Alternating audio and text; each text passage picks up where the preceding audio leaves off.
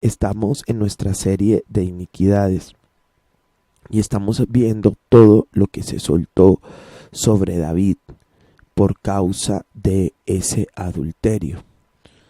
Y una de las cosas que el Señor le habla a David es que nunca se va a apartar la espada de la casa de David.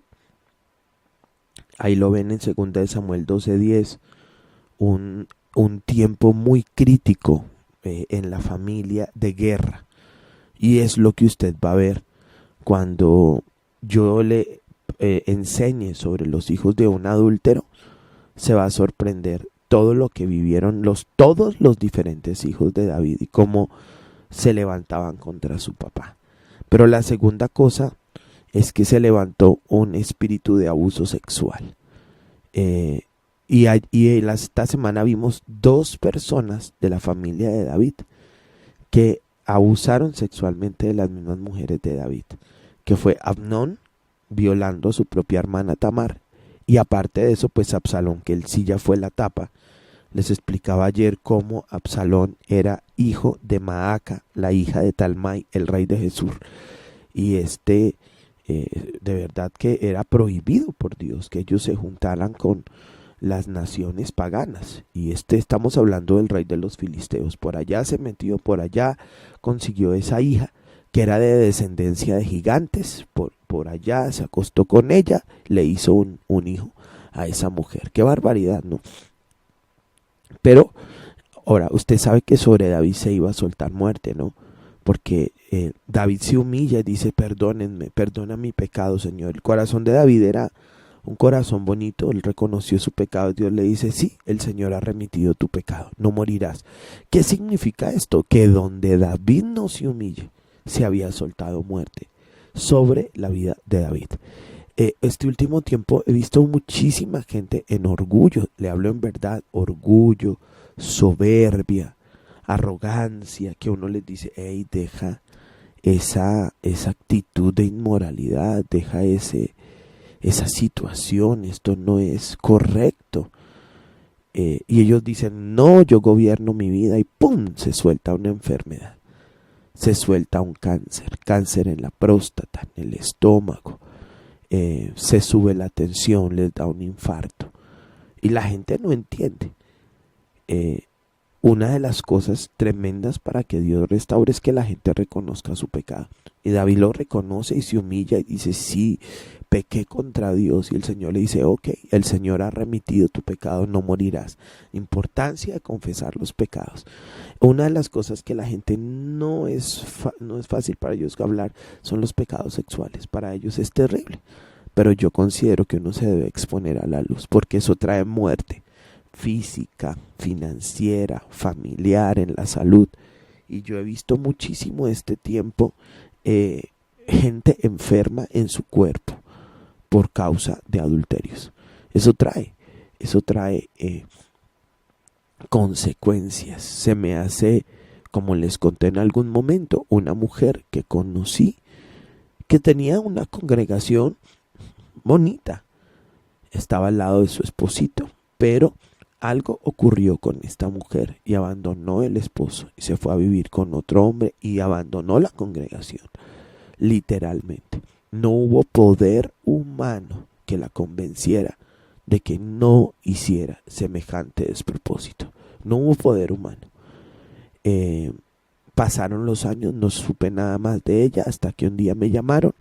Ella estaba en el hospital, en el cancerológico, y me llamaron y que vaya y ore por ella, y con gusto, y fui a orar. La mujer ya había sido consumida por la enfermedad. Ella me vio, se puso a llorar y me dijo: me puse a pelear con Dios y perdí. Y oramos, la llevé a que se reconciliara con el Señor y murió ahí en la cama. ¡Qué tremendo! Ahora, no ocurre con todo el mundo, pero hay una puerta abierta a la muerte.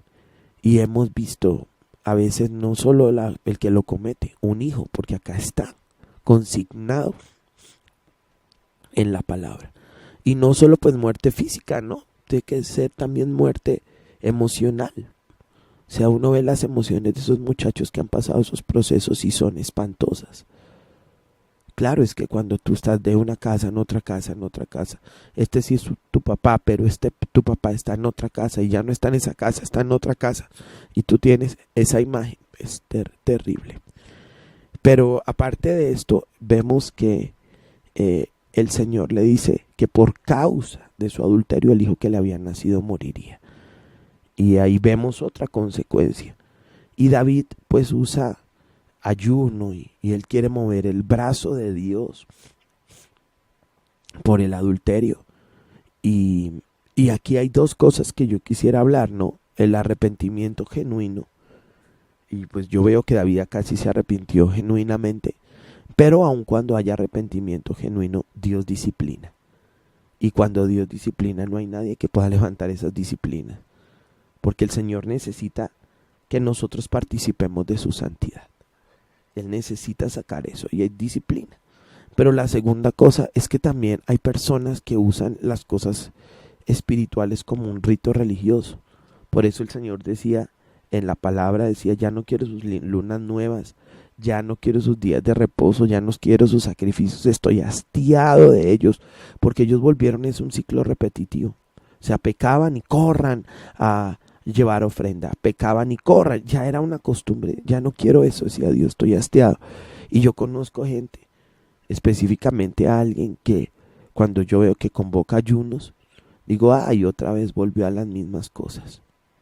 Y es porque la conciencia se le remuerde y empieza a ayunar y convoca a la gente para ayunar, para evitar las consecuencias de lo que viene. Y ya luego que está como bien, como que no pasa nada, está quieto un poquito y luego otra vez vuelve a la misma situación. Es peligroso, le hablo en verdad. Pero yo quisiera hoy en este programa hablar un poco sobre la puerta generacional que se abre cuando un adúltero o una adúltera tiene estas actitudes. Y uno se puede dar cuenta acá en 2 de Samuel 12:24 dice, consoló David a Betsabé su mujer, y llegándose a ella, durmió con ella. Y ella le dio a luz un hijo, y llamó su nombre Salomón, al cual amó Jehová. Y envió un mensaje por medio de Natán profeta, y así llamó su nombre Jedidías a causa de Jehová. Yo quiero hoy que podamos observar algo muy interesante, ¿no? Y es que el pecado de David consistió en varias cosas. Lo primero, en el adulterio, ¿cierto? Luego embarazó a la mujer, luego mandó matar al marido y luego tomó por mujer a la mujer de Urías Eteo. Y eso fue despreciable delante de Dios. Ahora, pues ya ha pasado como todas esas consecuencias y David toma por mujer a Betsabé, a la viuda, y se acuesta con ella y tiene otro hijo que se llama Salomón, o como lo vemos ahí, Jedidías, el nombre que le puso el profeta, Salomón o Jedidías. Ahora, tenemos una situación, ¿cierto? Se junta con Betsabé y tiene a Salomón. Entonces, yo quiero hoy hablar de las puertas generacionales que se abren en familias, en hijos, por causa del adulterio de los papás o las mamás. Y quisiera usar 3 de los hijos de David. No sin antes recordarles que en Salmos David dice, en pecado me concibió mi madre. David venía de una descendencia de adulterio. Isaí fue un hombre adúltero. Pero también les mostré que dentro de la cadena genética de Isaí, ahí encontramos que la abuela era Rahab la ramera. Había habido una historia de prostitución. Yo no juzgo a nadie, Dios lo sabe.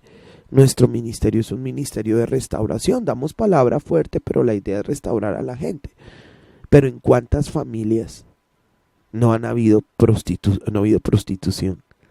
Y no le hablo solo de prostitución de mujeres, le hablo también prostitución de hombres. personas que por dinero se venden, aunque es más común encontrarlo en las señoras.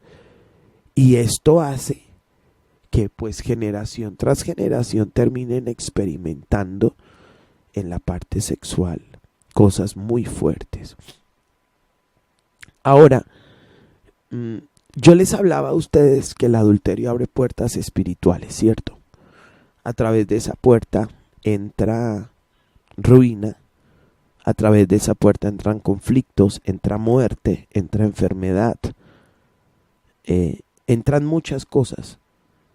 Y yo hablaba de que las puertas espirituales tienen accesos inmediatos, o sea, alguien adultera y al momento recibe consecuencias, en algunos casos no, es a corto plazo, que puede ser tal vez 8, 10, 12 días, otros a mediano plazo, o sea, 1 año, 2 años y no les pasó nada, pero como para Dios 1 año es como 1000 días y 1000 días como 1 año, entonces uno puede llegar a entender que aunque haya pasado mucho tiempo, eso sigue en el tiempo, en la mente de Dios muy fresco. Hablábamos de plazos largos. Alguien que me hablaba decía, muy enfermo, decía, es que una de las cosas que yo más cometí fue adulterio en mi juventud, fue muy fuerte. Y ahora pues con un cáncer prostático fulminante. Pero también hablaba que a veces no las vive la persona que adultera. Esa persona fue rica, fue próspera, y mejor dicho, el diablo le ayudaba. Pero él abre la puerta y entran sus generaciones. Y sus generaciones vienen a ser mucho más. Entonces es ahí donde yo decía, arrancamos con David, con ese problema de inmoralidad. Y ese problema de arrastrarle el ala a mujeres casadas. Y cuántas mujeres vemos él que se acercaba a mujeres casadas. Cuántas veces ya no lo hemos visto. Él tenía ese problema, él tenía como esa obsesión. Y no quiero colocar bajo maldición a nadie, nunca es la opción de los programas. Pero sí me parece terrible y creo que queda bajo una maldición grandísima una mujer que se mete y destruye un hogar o un hombre que se mete y destruye un hogar. Eso es tremendo. Y yo hablaba con alguien y le decía, oye, pero es que no poderte meter con una mujer sola. ¿Cuántas mujeres solas hay? Porque esa obsesión de mujeres que tengan marido es un espíritu, es una conducta, es una iniquidad. Eso viene generacionalmente. Pero ahora, noten ustedes que David tiene hijos y se suelta sobre las generaciones este asunto. Entonces pensemos en esta hija de él, ahora que el Señor me ha dado mi bella y preciosa Jael. Creo que uno como papá cuidaría, pienso, más a una niña que a un niño, más a una hijita. Pues a todos se cuidarán, ¿no? Pero creo que usted entiende lo que le digo. Entonces, saber que por el pecado de David, su hija fue violada. Su hija fue envilecida. Mire todo lo que viven los hijos de David. Envilecida, avergonzada. O sea, ella misma dice, ya no me eches, ya te acostaste conmigo, va a ser peor para ti. No me eches, rogando como que no la dejara después de haberse acostado con ella. Ese es un cuadro muy doloroso. Entonces mire lo que viven esos hijos. Y yo oro a Dios que usted pueda cortar con esas raíces. Porque cuántas mujeres hoy solitas, envilecidas, alguien que jugó con ellas, las abandonó, pero cuando miramos las genealogías, lo que vemos son descendencias de adulterio. ¡Qué fuerte! La segunda persona de la historia es Amnón, un violador, un incestuoso violador. Y a veces yo me reúno con gente, le digo a los muchachos cuando vea que se acercan mucho como a los primos, les digo, oye, pero no hay más mujeres sobre la tierra, no hay más hombres sobre la tierra que tienen que ser con tus primos, con tu familia. Hay mucha gente. Pero Amnón era un incestuoso, metiéndose con su propia familia. con su hermana, que eso ya es peor de abominable según la ley. Estaba prohibido, era pena de muerte hacer ese asunto.